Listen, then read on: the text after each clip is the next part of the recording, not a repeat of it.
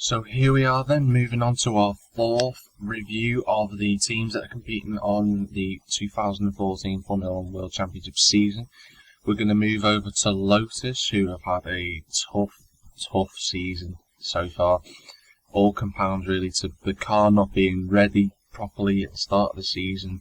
But eventually from that, they've started to get a bit more reliability in the car. So they started off the season with problems. They were the last to reveal their car.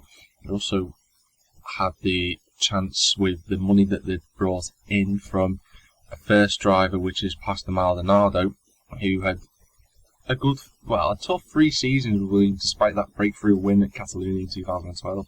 And they brought in, retained rather, Romain Grosjean, who has shown on many occasions that he is a potential race winner and could end up being, with a better car possibly, could end up winning maybe the championship, possibly even in the future.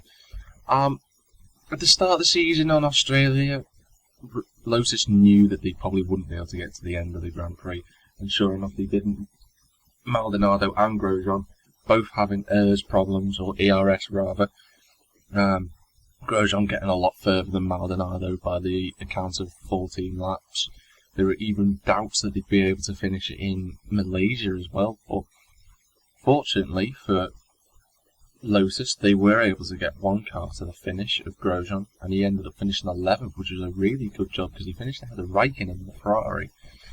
Sadly for Maldonado, he couldn't finish because of a power unit problem, but a really good performance from Grosjean to come, not to be that close to Kvyat, who came 10th in the Toro Rosso. In Bahrain, things got a little bit better for Lotus, despite of Maldonado's collision with Gutierrez, which ended up flipping him. Maldonado came 14th in that race. He was with Grosjean, but having to pit for to make a new front nose change, dropped them 20 seconds behind Grosjean, who finished 12th, ahead of Max Chilton in Russia.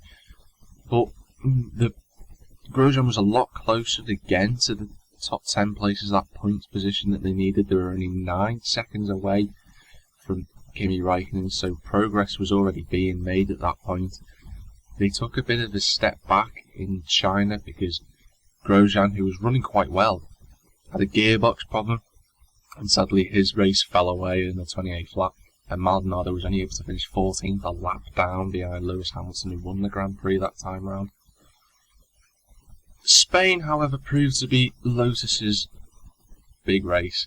They were able to get their first point of the season with Grosjean finishing in 8th. Good drive from him. The Lotus showing a really good return of speed. Maldonado hit problems during that race. I'm pretty sure he had a collision with another driver, and he ended up finishing a lap down in 15th. Mind you, Grosjean was also a lap down, but he was able to finish in the points, unlike his teammate.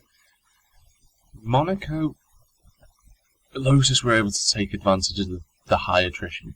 Lotus went into that weekend knowing that their car will probably not suit that track at Monaco, and it didn't, because they initially was beaten by Bianchi at the finish, but because of Bianchi's penalty, Grosjean was able to finish in 8th. Maldonado sadly didn't even get past the first lap. He had a fuel pump issue and he retired pretty much on the spot, despite a good start in grid position in 15th, just behind his teammate. Canada, again, Lotus showing signs that maybe they had a chance of getting towards the front of the grid. They had not a great qualifying session, but Maldonado, his gremlins have returned by that point, and more power unit problems for him, and Grosjean having a freak accident with his rear wing, which caused him to retire not too far away from the end, and he was in the potential of getting points at that point, had he not had that rear wing failure. Going into Austria, they knew that, again, maybe the car wouldn't suit the track. This was beforehand during the race, and Grosjean had problems during qualifying, which means he qualified last, but he was able to finish 14th, which was a good position. Maldonado started 13th, moved one place up to 12th, showing that maybe the reliability is there, but it's inconsistent between the two cars. And it was it was shown as an inconsistency again in the British Grand Prix because Maldonado was retired because of an exhaust problem, and Grosjean was able to finish, but Grosjean finished in Q2, he was 11th, he finished 12th in the end, but the signs of the pace in the Lotus may be coming back, especially at high-speed tracks such as Silverstone, and possibly in the future if we're looking at tracks such as maybe Spa or Monza maybe would be another good track for them. Another good turn of pace from Lotus again at the German Grand Prix. They were doing okay, I mean, they qualified in Q2 again, but Grosjean retired because of a cooling issue, that reliability coming back again for Lotus, but Maldonado was able to finish this time, so it's really a toss of a coin of who finishes at the minute for Lotus. And sadly, that was the case again at the last race in Hungary. Maldonado finishing the Grand Prix in 13th, but Grosjean crashed out during safety car. But that was a bizarre accident for Grosjean because he crashed under the safety car and he wasn't really going at any sort of speed, which is a bizarre accident to have.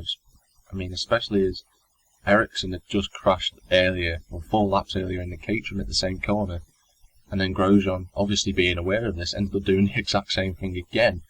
It's quite bizarre accident to have. I think Grosjean's doing quite well in the car. He's been able to get the points for Lotus so far this season. Maldonado, even though he's finishing races, he's been doing okay, but the luck has not been with him this year. He's had problems in pretty much every race weekend. He hasn't had a clean one. And that's really been the case with Lotus entirely because one car or even both has had a problem. That form of reliability they really need to iron out.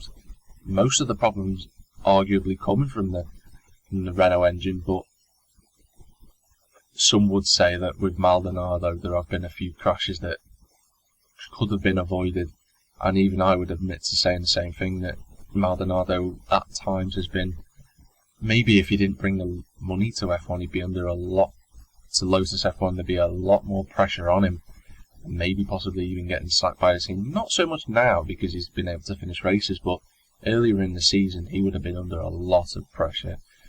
But I predict that Lotus will again get in the points and the car will get stronger because the tracks towards the second half of the season sort of suit them.